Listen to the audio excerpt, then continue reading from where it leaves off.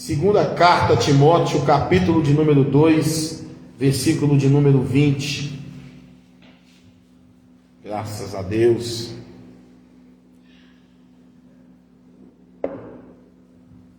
Louvado seja o nome do Senhor. Quem encontrou, diga amém. Amém. Quem não encontrou, diga misericórdia. Palavra do Senhor, na segunda carta de Paulo a Timóteo, capítulo de número 2, versículo de número 20, a palavra diz assim: ora, numa casa não há somente utensílios de ouro e de prata, há também de madeira e de barro, alguns para a honra, outros porém para a desonra. Assim, pois, se alguém a si mesmo se purificar destes erros, será utensílio para a honra, santificado e útil ao seu possuidor, estando preparado para toda boa obra. Foge, outro sim, das paixões da mocidade. Segue a justiça, a fé, o amor e a paz com os que de coração puro invocam o Senhor.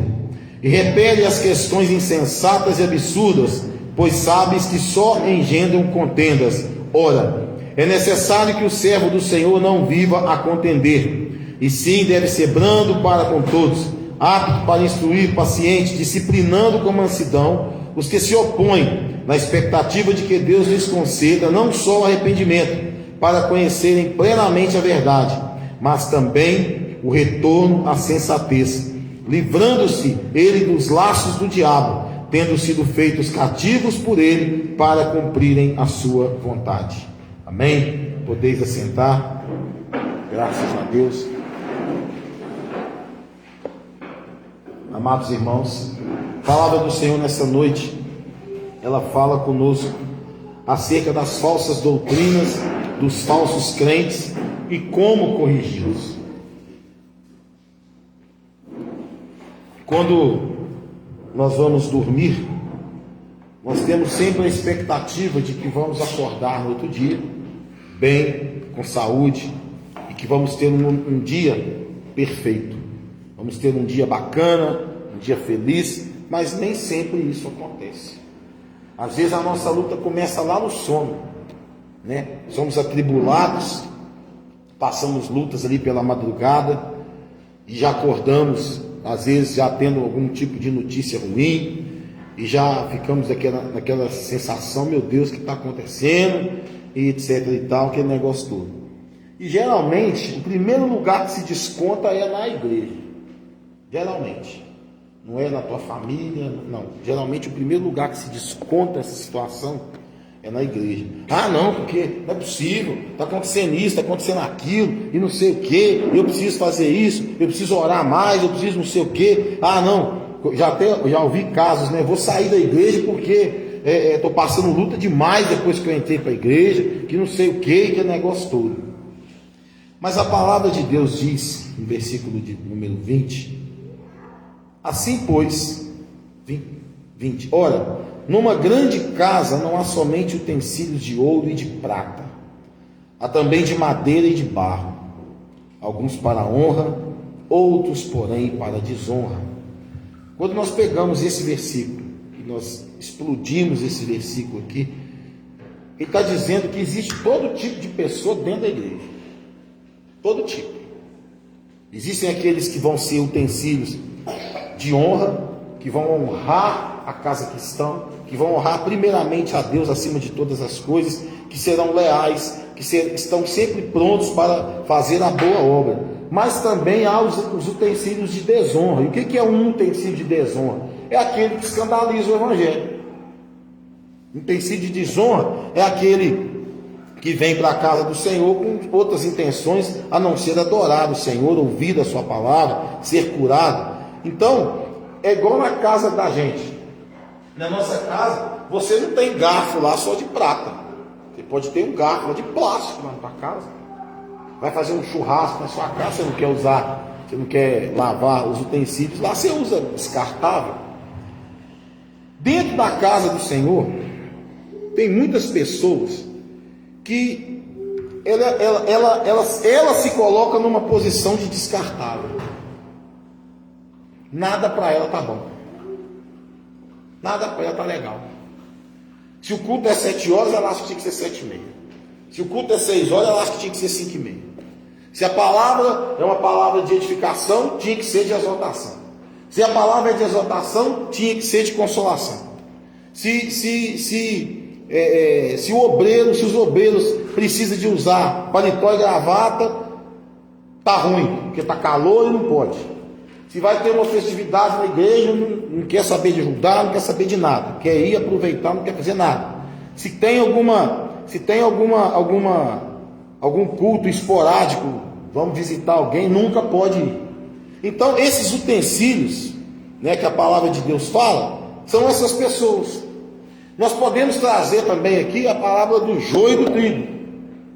No nosso meio também cresce joio, e o joio é parecido com o trigo, mas não é trigo. O joio é parecido com o trigo, mas não é trigo. Não se faz pão de joio. Não se faz, não tem como fazer pão de joio. Mas pastor, então como é que a gente faz para identificar essas pessoas?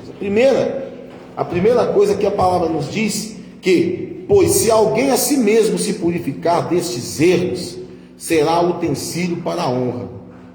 Aqui está falando, pois se alguém a si mesmo se purificar destes erros, será utensílio para a honra. Então, quem é que tem que se purificar desses erros?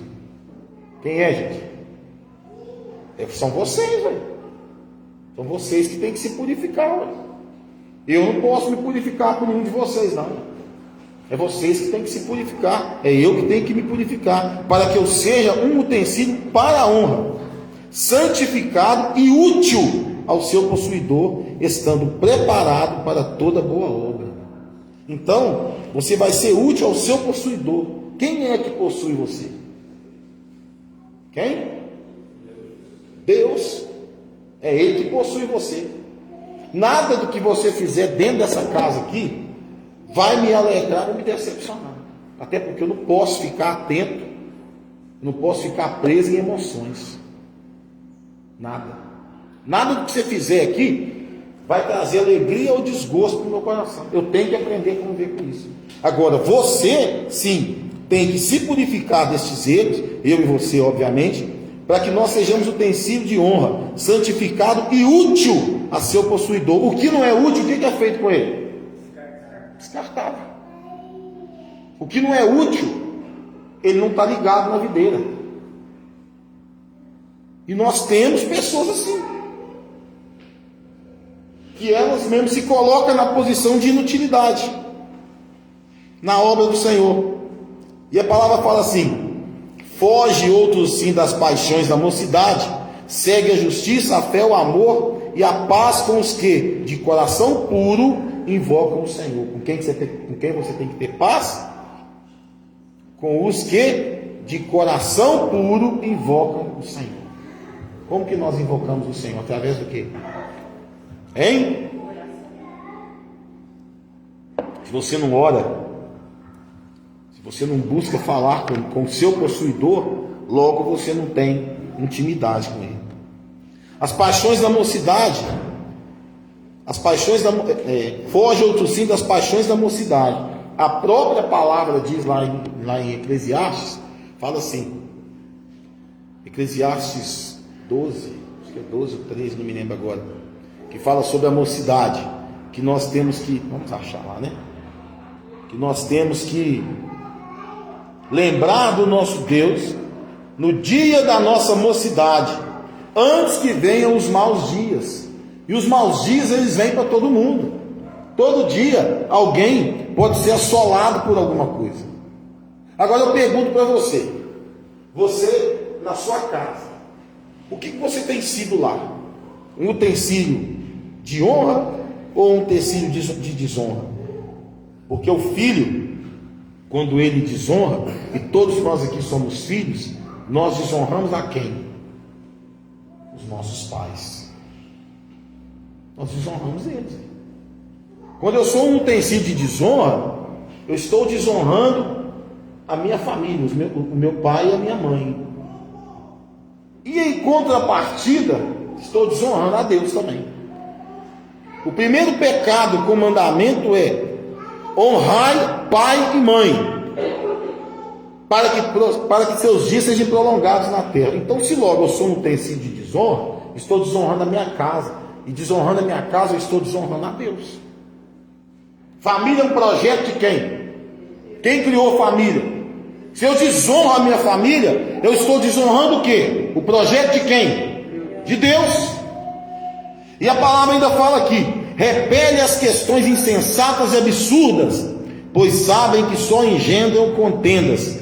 Ora, é necessário que o servo do Senhor não viva a contender, e sim deve ser brando para com todos, apto para instruir, paciente. Ou seja, eu não tenho que estar perdendo tempo batendo boca com os outros, discutindo situações de palavra com os outros.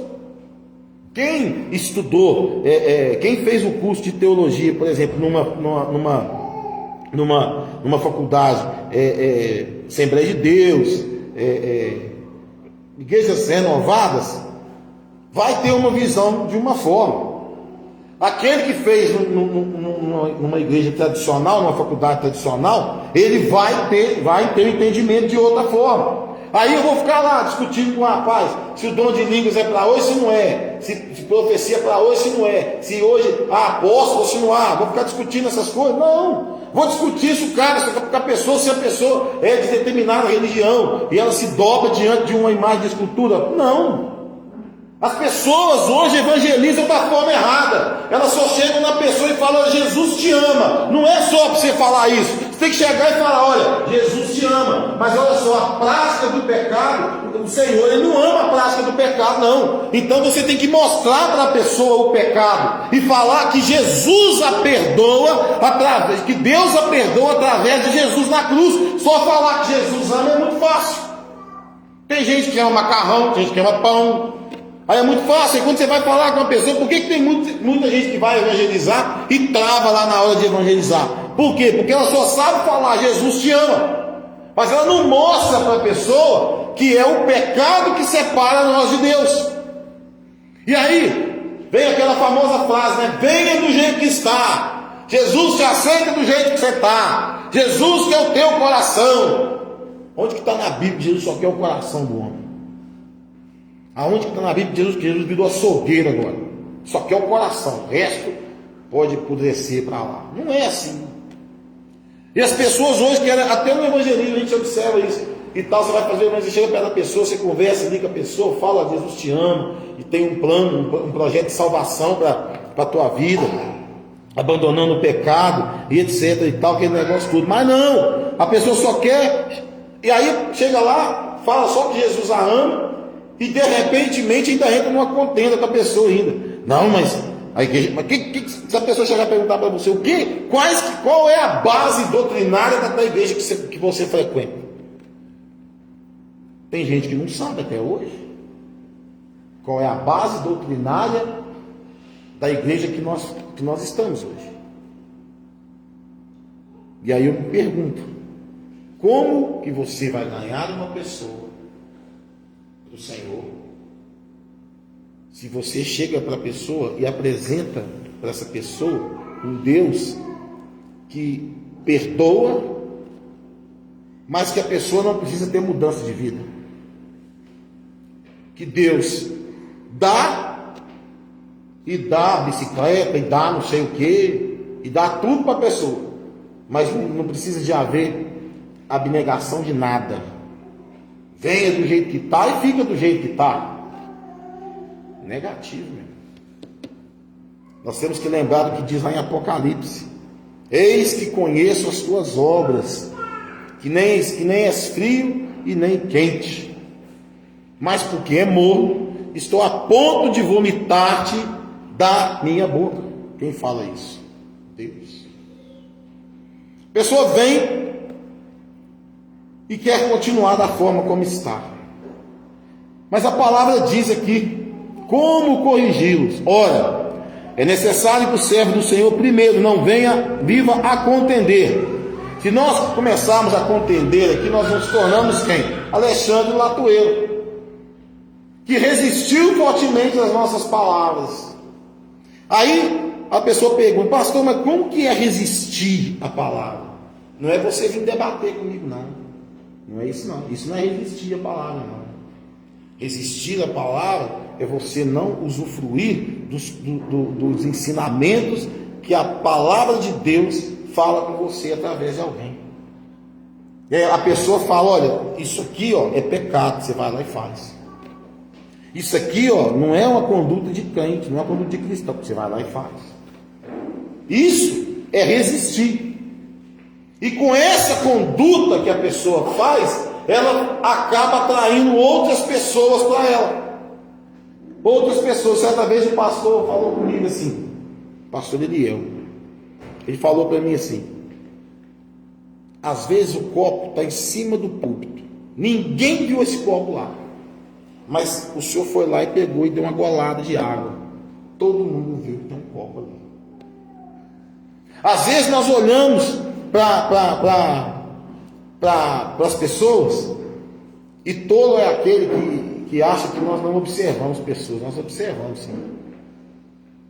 Como pastores, é a obrigação nossa observar pessoas, observar, mostrar o caminho, corrigir, disciplinar. Isso é função do pastor e da pastora. Isso é função daquele que exerce algum cargo de autoridade. Agora, muitas pessoas confundem as coisas, e aí que nós vamos entrar na ministração. A palavra diz: disciplinar com mansidão os que se opõem. Disciplinar com mansidão.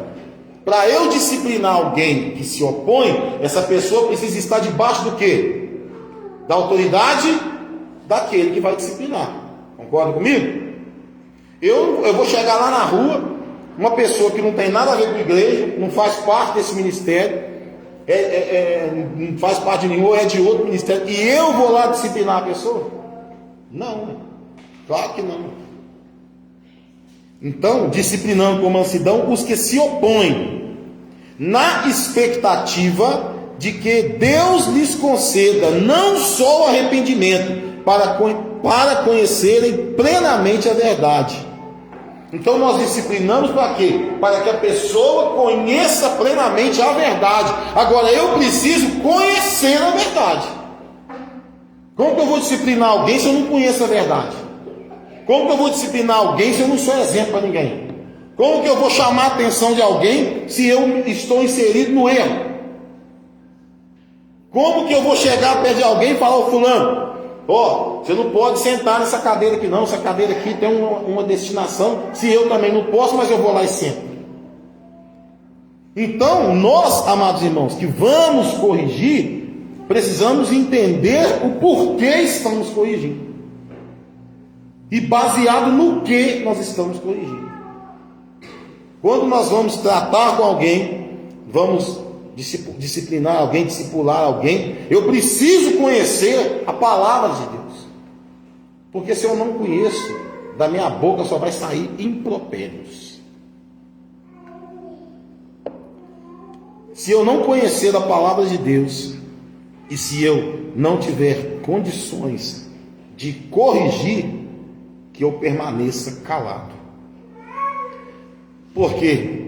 Disciplinando com mansidão os que se opõem, na expectativa de que Deus lhes conceda não só o arrependimento para conheceres plenamente a verdade, mas também o retorno à sensatez, livrando-se eles dos laços do diabo, tendo sido feitos cativos por ele para cumprirem a sua vontade. Então, quando você é disciplinado, você tem que lembrar que todo aquele que é disciplinado é porque Deus se preocupou com a tua vida.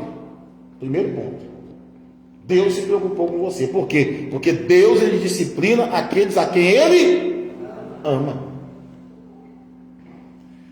E a palavra ainda diz mais aqui, para que você tenha o retorno da sensatez.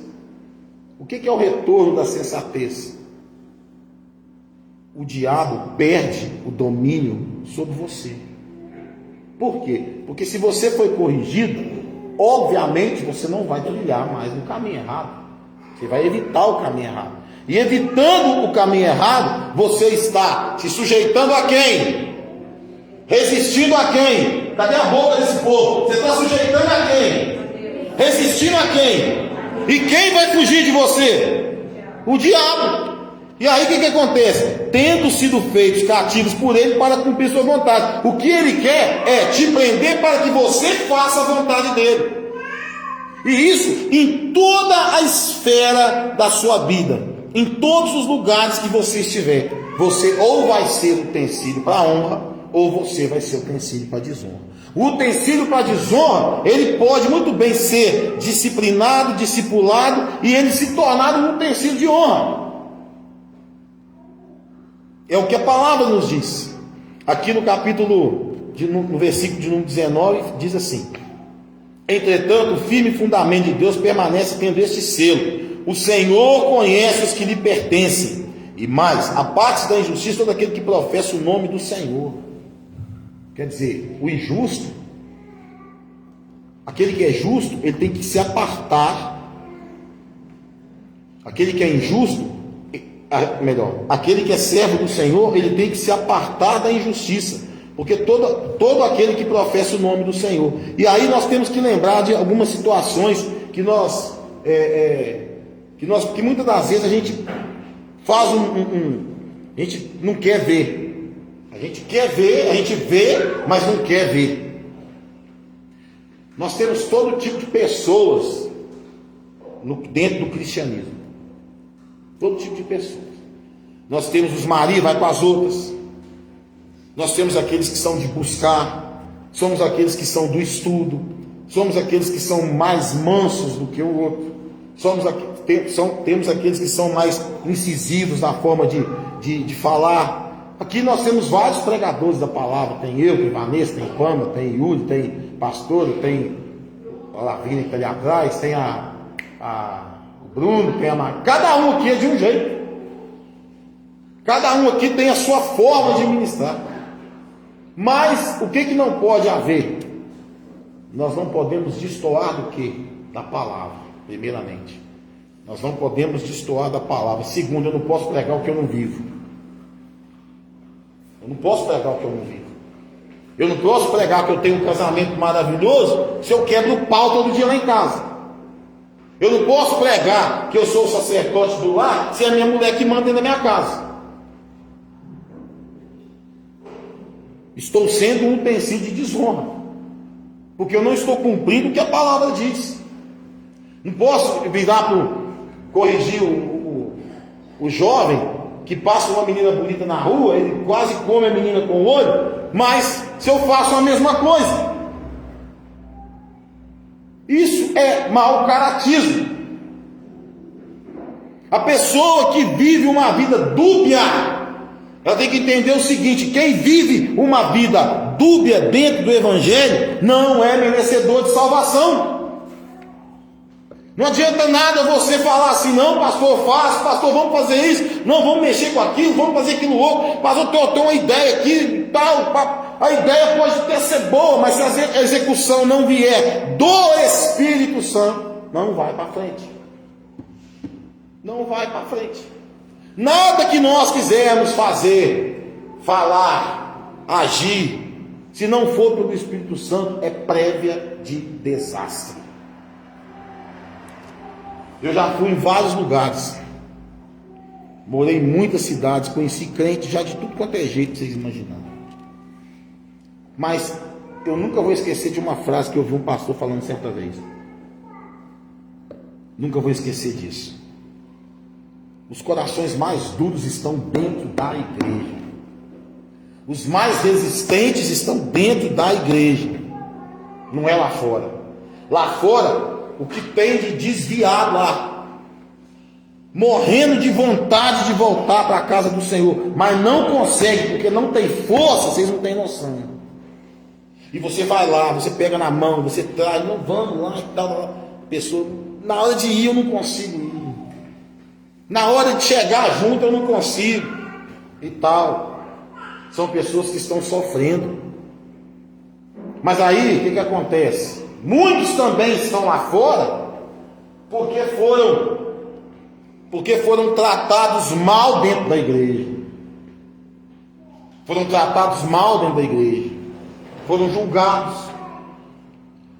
Foram pessoas que estavam vivendo uma situação de cura e meteram o pé nela e jogaram ela para fora da igreja.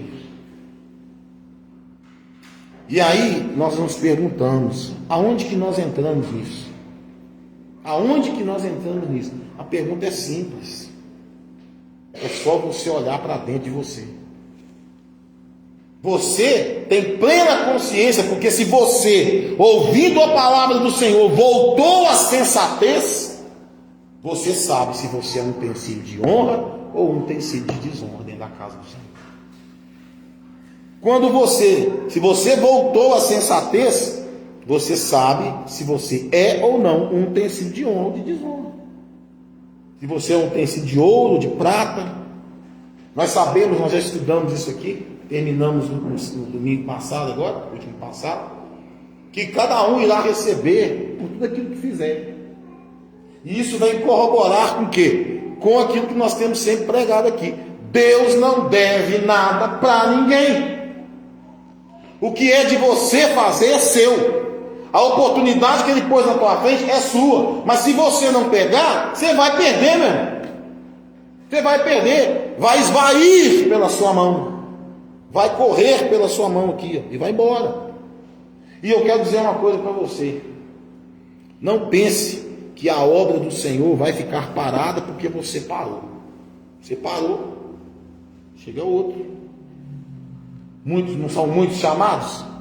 Quando você vai fazer uma entrevista de emprego, não chega lá, não tem 200 mil currículos no seu, na frente do seu, não vai ser escolhido o melhor? Assim também é na obra do Senhor.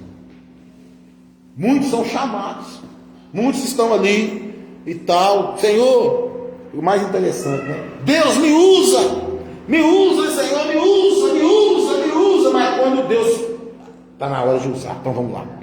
Aí, toma, você vai, tem um irmãozinho lá do outro lado, até um filhinho meu lá do outro lado da montanha lá, você vai lá para você levar uma palavra para ele. Não, mas de a pé eu não posso.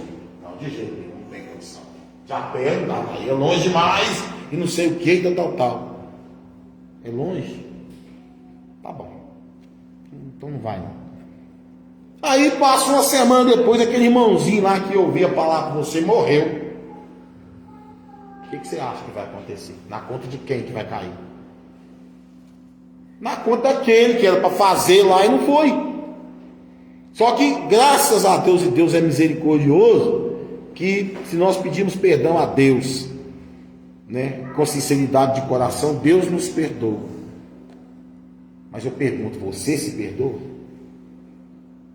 Se você souber que uma pessoa que você teve a oportunidade de falar de Jesus para ela, e você não falou, aquela pessoa morreu, você se perdoa?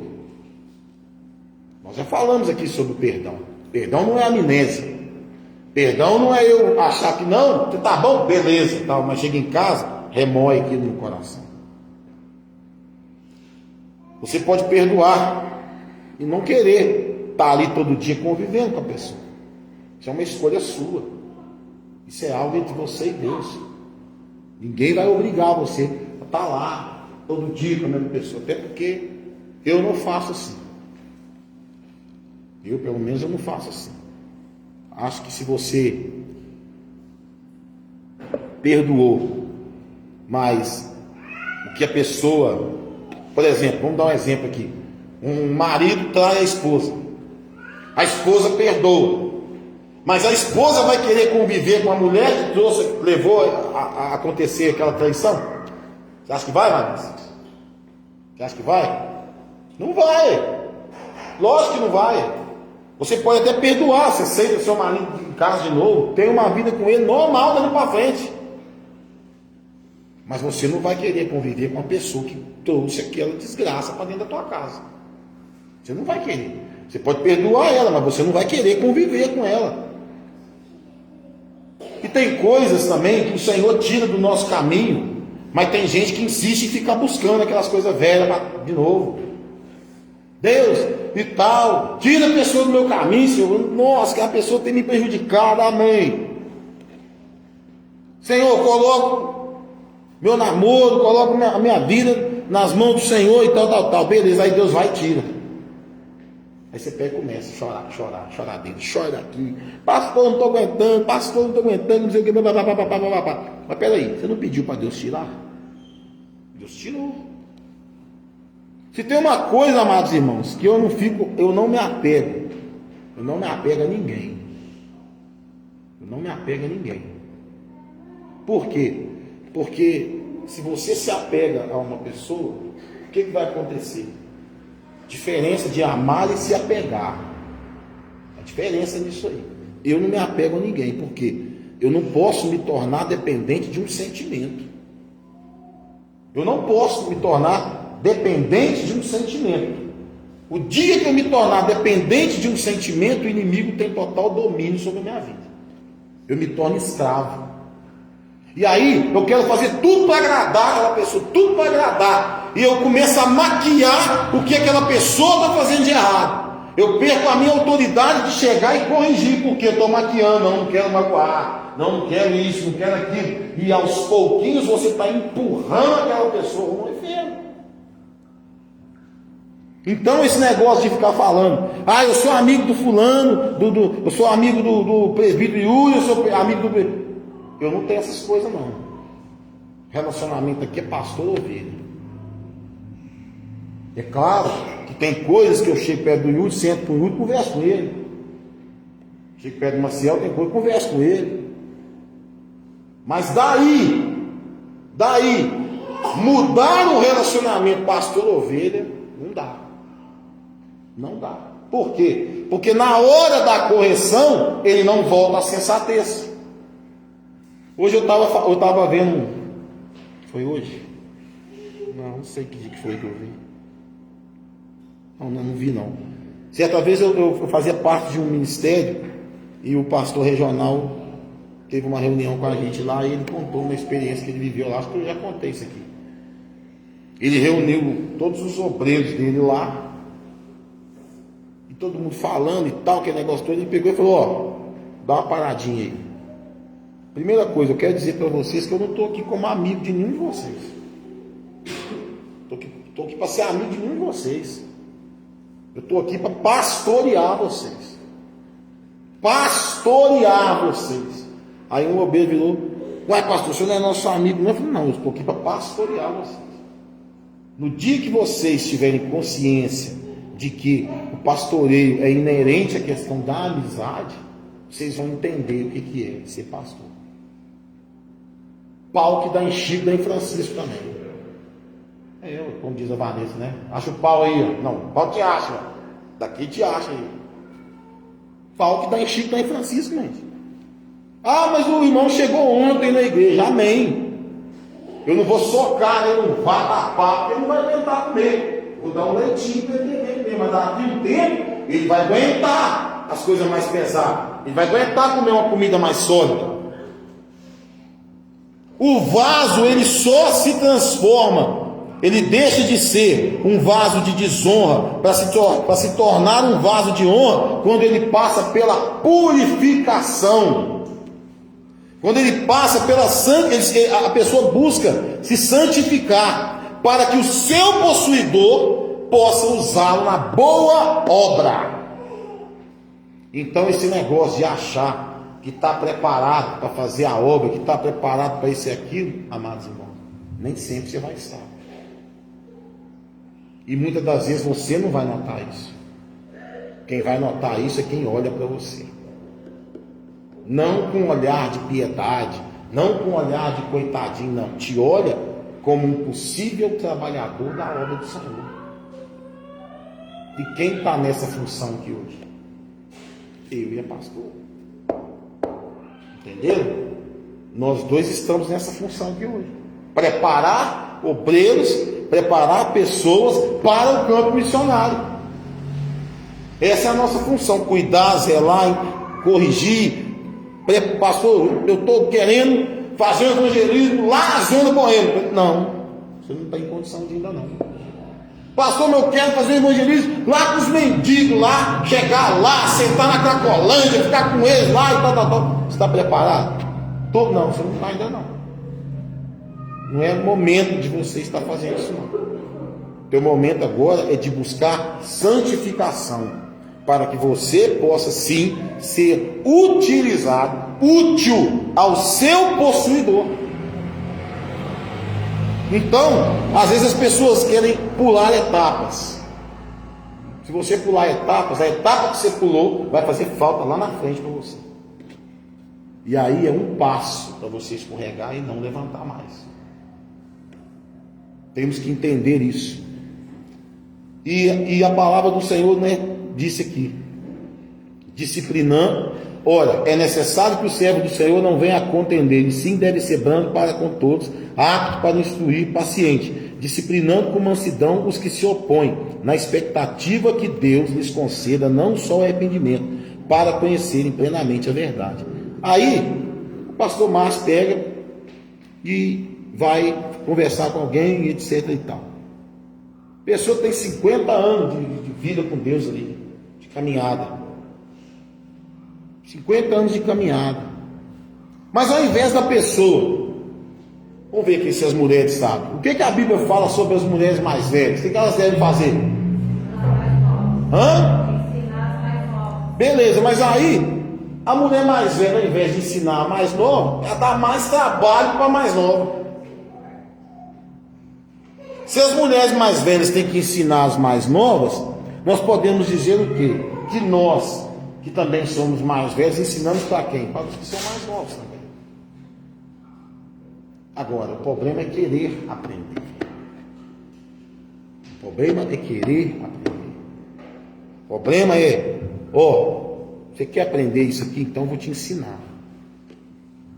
Eu tenho certeza que, principalmente as mulheres aqui, homens eu não sei se fazem isso em casa, mas eu tenho certeza aqui que a maioria das mulheres que cozinham aqui, que pegou uma receita na internet, foi fazer a primeira vez, não deu certo.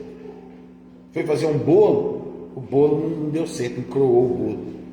Mas ela, fazendo 2, 3, 4 vezes, ela chegou no ponto e acertou. Geralmente é assim.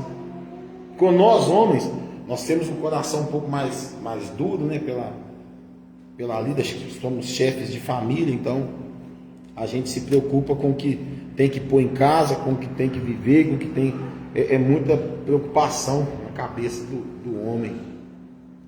E às vezes a mulher, né, se preocupa com os filhos, etc e tal. Nós, além de nos preocuparmos com os filhos, nós somos mantenedores do nosso lar. Então, no dia que chegou o dia de você fazer compra, se você não tem o dinheiro para fazer compra, você fica assustado. É ou não é, Marcelo? Você fica assustado. Nós temos que fazer compra, não tem. Nossa, eu tenho 500 reais, nossa compra fica 1.000, como é que faz? Vamos ter que diminuir daqui, apertar dali, para a gente chegar numa coisa. Porque se você tirar de uma coisa, vai faltar em outra. Como servos do Senhor, eu digo a mesma coisa. Se você tirar algumas coisas da tua vida, que são coisas básicas da vida cristã, lá na frente vai fazer falta. Lá na frente vai fazer falta. E aí você fica se perguntando, mas aonde que eu errei? Eu vou dizer uma coisa para vocês aqui. Uma das coisas que eu mais tenho visto acontecer de crente cair é porque deu legalidade. Legalidade não é você ir lá, somente lá e cometer um pecado. Não. Legalidade também é você não mudar de vida. Legalidade é você não voltar à sensatez. Se você estudar um pouquinho sobre a queda de Lúcifer, você vai ver lá, porque ele caiu. Quando ele quis ser maior do que os pais dele, quando ele me resolve a se querer sentar acima do trono de Deus, sendo criado por Deus e sabendo como Deus era, e ele sendo ciente da perfeição, ele foi muito inocente quando ele esquece de um detalhe. Ele esquece de um detalhe. Alguém sabe me dizer qual detalhe é esse? O pessoal que estuda comigo já estudou sobre isso. Qual que é o detalhe que ele esqueceu? Onisciência de Deus. Deus sabe todas as coisas. Então a gente tem que tentar. E quando eu falo tentar, você tem que, não é, a gente fala tentar, mas na verdade você tem que fazer isso aqui. Se purificar dos erros para que você seja um utensílio para a honra, santificado e útil ao seu possuidor. Se você é um vaso que está cheio pela metade, está na hora de você ser cheio até em cima. Se você é um vaso que está vazio, observa se você não está furado e todo o seu azeite vazou. Se você é um vaso escolhido do Senhor, prepare-se para receber o azeite sobre a sua vida. Porque se você for escolhido do Senhor, Deus tem plano na tua vida. E pode acontecer o que for, que Deus vai falar para você. Eu te escolhi. A opção de não me servir foi tua, mas eu te escolhi. Agora, Deus nunca vai dever nada para ninguém. Jamais Ele vai dever alguma coisa para alguém. E fugir das paixões da mocidade, né? Essas paixões da mocidade são várias. Mas uma das paixões da mocidade nós podemos dizer que é a insensatez. É fazer as coisas sem pensar, sem pesar na balança. Hoje eu estava escutando a rádio. Quem sabe aqui que nós temos uma rádio? Todo mundo sabe, né? Beleza. Nós temos uma rádio. E eu estava escutando uma ministração minha de muito tempo atrás. Quando eu fazia o programa lá na Rádio do Gibi, ainda não tinha a nossa rádio ainda. E eu preguei sobre Daniel 5. Achei para mim, Gabriel, Daniel 5. Daniel 5. Passa.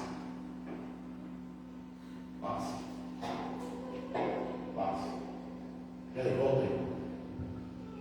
Quando o rei Belsazar ele faz um banquete lá para os nobres, ele pede que tragam os vasos de ouro que foram tirados do templo, da casa de Deus. Vasos de quê?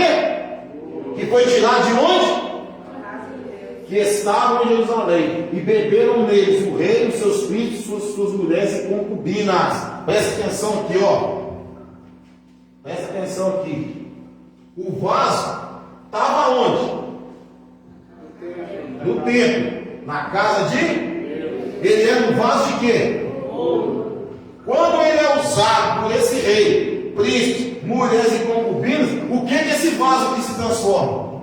Num vaso de quê? De desonra. Passa. Pode passar. Pode passar. Pode passar. Pode passar. Pode passar. Pode passar. Pode passar. Pode passar. Pode passar. Pode passar. Mais um. Mais um. Mais um. Mais um. Mais um. Mais um. Mais um. Mais um. Mais um. Mais um.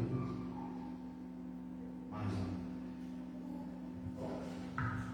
E aí, depois que eles usam os vasos da casa do Senhor, e eles pegam e usam lá os vasos de ouro e etc e tal, o candelabro e tal, o que acontece? Aparece uma mão, e a mão escreve isso aqui, Menem, Tekel, Parsim.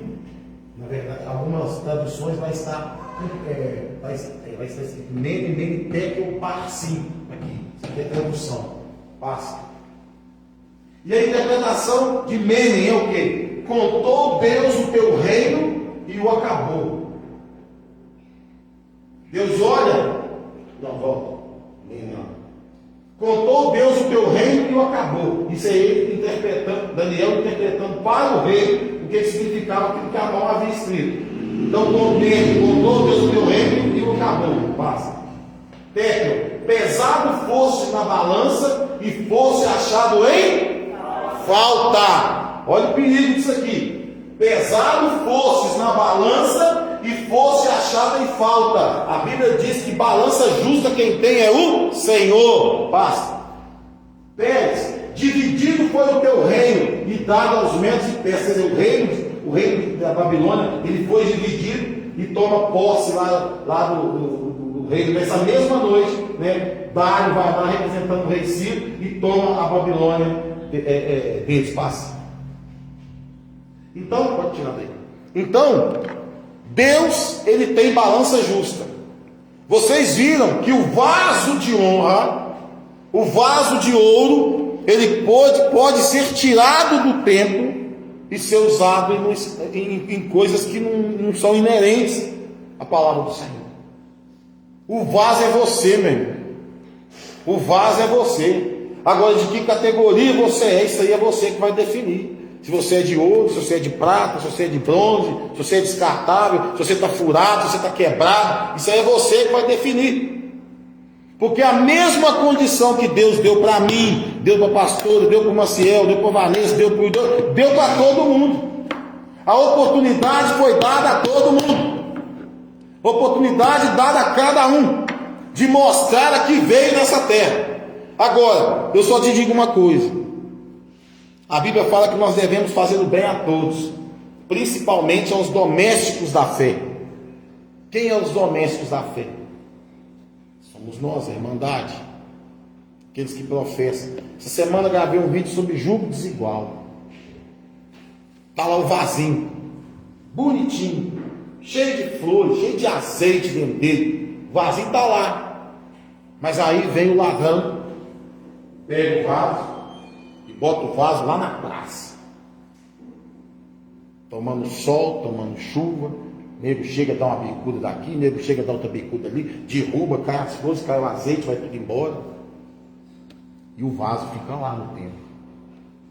Passa esses tempos, um dia alguém passa lá, poxa, mas esse vasinho é tão bonito, acho que dá para dar uma garimbada nele. Vai lá e pega o vasinho, lava o vasinho todo por dentro, por fora, e traz para a casa do Senhor.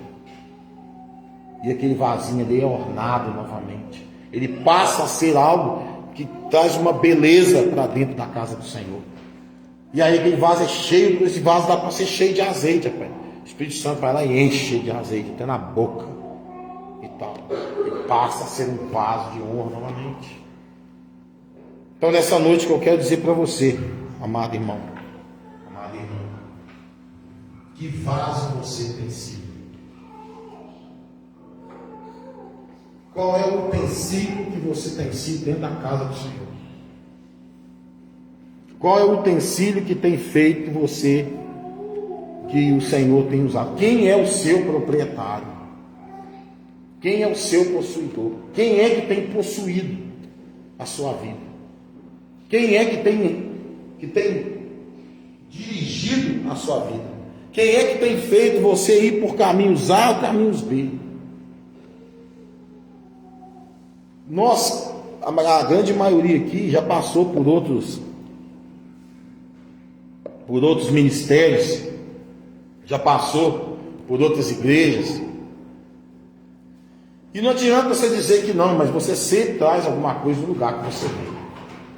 Sempre traz. Agora, se for uma coisa boa, louvado seja Deus. Agora, se for alguma coisa ruim, que fique para fora. Fique para fora. O vaso de honra, ele sempre será colocado em algum lugar aonde ninguém está olhando para ele, daquele lugar. Ele vai ser colocado ali e ele vai ser tão bonito, tão cheio de capacidade de colocar as coisas naquele vaso, que as pessoas vão chegar e vão bater o olho naquele vaso e vão falar: mas que vaso mais bonito. Que vaso mais interessante, olha ali, que vaso mais, nossa, que vaso bonito, vamos chegar perto daquele vaso ali, e aquele vaso está ali cheio de coisa. A melhor coisa que tem é estar perto de quem está cheio do Espírito Santo. É a melhor coisa, muito melhor do que estar perto de quem está no mundo. Quando você chega na igreja que tem aquelas irmãzinhas do coque, né, e tal, na hora da oração as irmãzinhas estão ali orando, o fogão cai, é a melhor coisa que estar perto delas.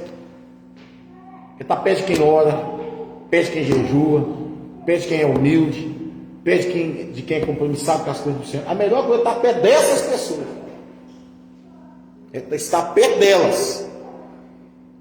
É muito legal quando essa semana que passou, no sábado à noite, o culto dos jovens acabou meio tarde, já eram umas 9h40, né? E quando eu cheguei lá em casa, a Lucimara falou para mim: "Nó, fiquei impressionado, hoje o culto foi bom e tal, foi uma bênção, tem sido uma bênção." E o Ian desabrochou lá, falou umas coisas interessantes, tal. Mas aí eu te pergunto, se não tivesse ouvindo a palavra com atenção, desabrocharia? Se não tivesse lendo a Bíblia em casa, desabrocharia? Não, seria um vaso imenso, né, que estaria vazio. Mas nós vemos que é um vaso que está sendo cheio. O Edinho chegou ontem aí, um vaso que está sendo cheio. Isso, amados irmãos, a melhor coisa que tem é estar do lado dessas pessoas que estão aprendendo, que estão aprendendo, que o confronto delas é em sair do pecado, em buscar a santidade, sendo sabedores que Deus é aquele que vai encher vocês com azeite. Amém? Glorificado e exaltado seja o nome do Senhor. Vamos ficar de pé e vamos orar ao Senhor. Amém? Glorificado a Deus. Deus abençoe sua vida em nome de Jesus.